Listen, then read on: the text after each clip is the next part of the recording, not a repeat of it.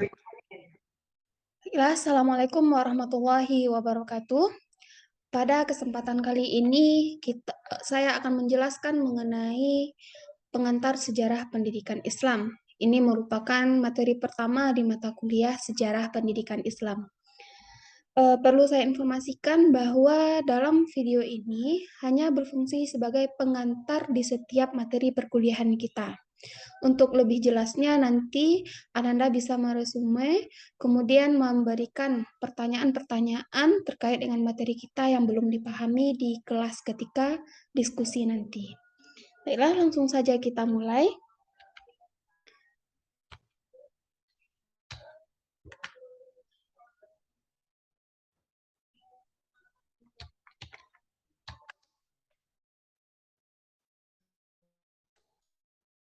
Oke, yang yang akan dibahas dalam materi pengantar sejarah pendidikan Islam ini mencakup pengertiannya, kemudian ruang lingkupnya, kemudian metode penelitiannya, dan juga manfaatnya. Nah, langsung kita mulai di penelitian. Pengertian sejarah pendidikan Islam, sejarah itu dari segi bahasa bisa kita lihat dari tiga bahasa. Yang pertama itu dari dalam bahasa Yunani, sejarah disebut dengan historia, yang artinya ilmu. Sedangkan dalam bahasa Arab, sejarah kita disebut dengan tarikh, yang berarti ketentuan masa. Kemudian, dalam bahasa Inggris, sejarah disebut dengan history, yang artinya pengalaman di masa lampau umat manusia. Sedangkan menurut beberapa ahli, beberapa di antaranya, yang pertama adalah Sayyid Qutb, mengatakan bahwa sejarah bukanlah peristiwa, melainkan tafsiran dari peristiwa tersebut, dan pengertian mengenai hubungan nyata dan tidak nyata yang menjalin seluruh bagian, serta memberinya dinamisme dalam waktu dan tempat. Jadi, sejarah ini bukan menceritakan peristiwa, menurut Sayyid Qutb, tapi bagaimana kita menafsirkan peristiwa-peristiwa yang terjadi, kemudian menghubungkannya dengan kehidupan nyata dan tidak nyata. Selanjutnya, menurut Ibnu Khaldun, mengatakan bahwa sejarah adalah catatan tentang masyarakat umat manusia atau peradaban manusia tentang perubahan-perubahan yang terjadi pada watak masyarakat itu. Jadi, menurut Ibnu Khaldun, sejarah ini merupakan catatan yang mencakup tentang umat manusia dan peradabannya. Tentu dalam peradaban itu terjadi perubahan-perubahan, baik itu dalam bidang sosialnya, dalam bidang ekonominya, dalam bidang politiknya, maupun dalam bidang pendidikannya. Kemudian menurut Kartono Kartodirjo, ada sejarah ini bisa dilihat dari dua sisi. Kalau kita lihat dari sisi subjektifnya, itu merupakan sebuah bangunan yang disusun penulis sebagai suatu cerita. Jadi, kalau dari sisi subjektifnya, sejarah ini dibuat berdasarkan keinginan penulis. Kalau penulisnya ingin bangunannya seperti segitiga, maka dia akan membuat bangunannya seperti segitiga. Jadi karena dia subjektif ya, tergantung dari sudut pandang yang diambil oleh penulis tersebut.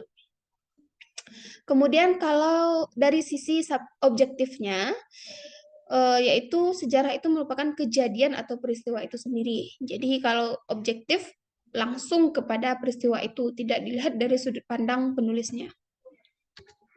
Selanjutnya kita membahas mengenai pengertian pendidikan Islam.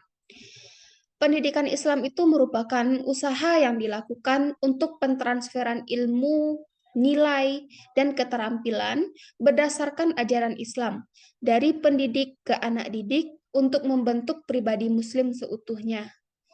Jadi, dalam pendidikan Islam, yang ditransferkan itu bukan hanya sekedar kognitif, bukan hanya sekedar pengetahuan, bukan hanya sekedar ilmu, tapi di sana mencakup aspek nilai. Nilai yang dimaksud di sini adalah aspek afektifnya, sikap, akhlaknya, dan juga keterampilan. Bagaimana peserta didik itu mengaplikasikan ilmunya, merealisasikan ilmunya dalam kehidupan nyata. yang tentunya seluruhnya itu berdasarkan pada ajaran Islam. Sehingga pada nantinya tujuan dari pendidikan Islam ini adalah untuk membentuk pribadi Muslim seutuhnya. Kemudian, pendidikan Islam ini tidak sama dengan pendidikan agama Islam yang kita kenal. Karena pendidikan Islam ini luas cakupannya. Pendidikan Islam itu mencakup sejarah pendidikan Islam, pemikiran pendidikan Islam, lembaga pendidikan Islam, dan lain sebagainya macamnya. Jadi kalau jika ada pertanyaan, apa yang membedakan antara pendidikan Islam dengan pendidikan agama Islam? Maka secara ringkas kita bisa memahaminya bahwa pendidikan agama Islam ini termasuk ke dalam bagian dari pendidikan Islam. Karena sebagaimana yang kita ketahui bahwa pendidikan agama Islam merupakan salah satu mata pelajaran yang mencakup beberapa keilmuan, diantaranya ada fikih, akidah akhlak, kemudian ada sejarah kebudayaan Islam, dan juga ada Al-Quran hadis. Nah, yang keseluruhannya itu tercakup dalam mata pelajaran pendidikan agama Islam dan itu berada dalam ruang lingkup pendidikan Islam. Selanjutnya, menurut Dirjen Lembaga Islam, sejarah pendidikan Islam itu mencakup keterangan mengenai pertumbuhan dan perkembangan pendidikan Islam dari waktu ke waktu, sejak zaman lahirnya Islam hingga sekarang. Jadi, bagaimana pertumbuhan pendidikan Islam itu sejak zaman Rasulullah, kemudian zaman Khulafaur Rasyidin, kemudian zaman dinasti Umayyah, zaman dinasti Abbasiyah, kemudian bagaimana perkembangan pendidikan Islam di Mesir pada masa dinasti Ayyubiyah, dinasti Fatimiyah, dan lainnya. Kemudian bagaimana perkembangan pendidikan Islam pada abad pertengahan, pada masa pemerintahan 3 kerajaan besar, yaitu Kerajaan Turki Utsmani di Turki, kemudian Kerajaan Safawi di Persia, dan Kerajaan Mughal di India.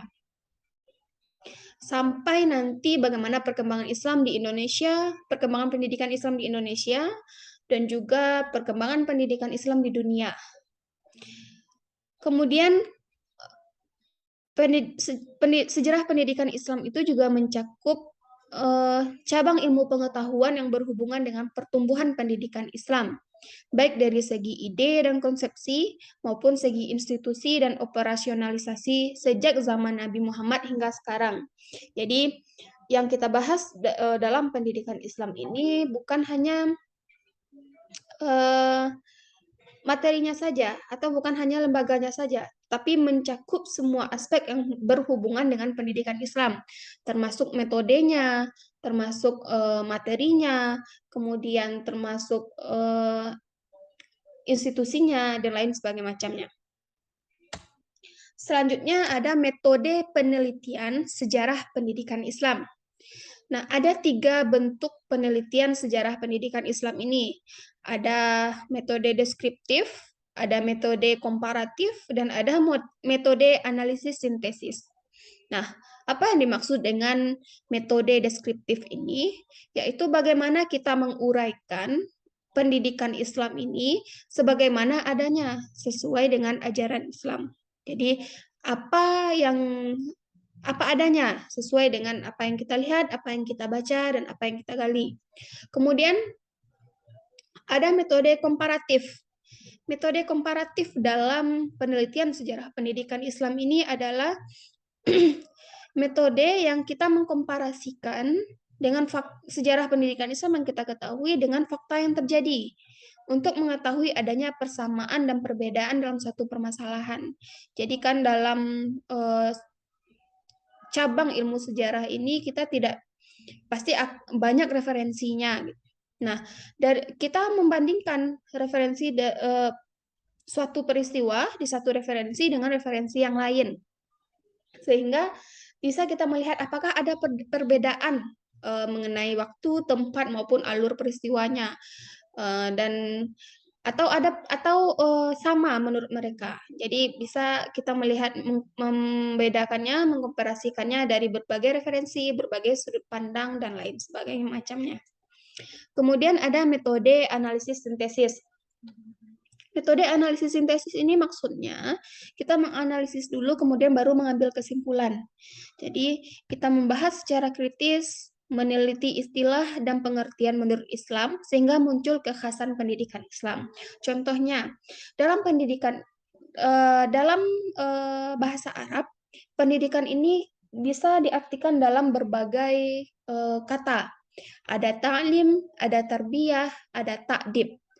Nah, ketiga kata ini tentu mempunyai maksud sendiri-sendiri. Ta'dib itu apa, kemudian ta'lim itu apa, kemudian tarbiyah itu apa. Nah, itu kita bahas secara kritis, apakah sama ketiga istilah ini atau ada perbedaannya. Kemudian setelah itu baru kita mengambil kesimpulan untuk mencapai tujuan serta manfaat pendidikan Islam. Selanjutnya, kita berbicara mengenai ruang lingkup sejarah pendidikan Islam. Nah, dalam sejarah pendidikan Islam ini, kita tidak hanya membahas mengenai pendidikannya saja.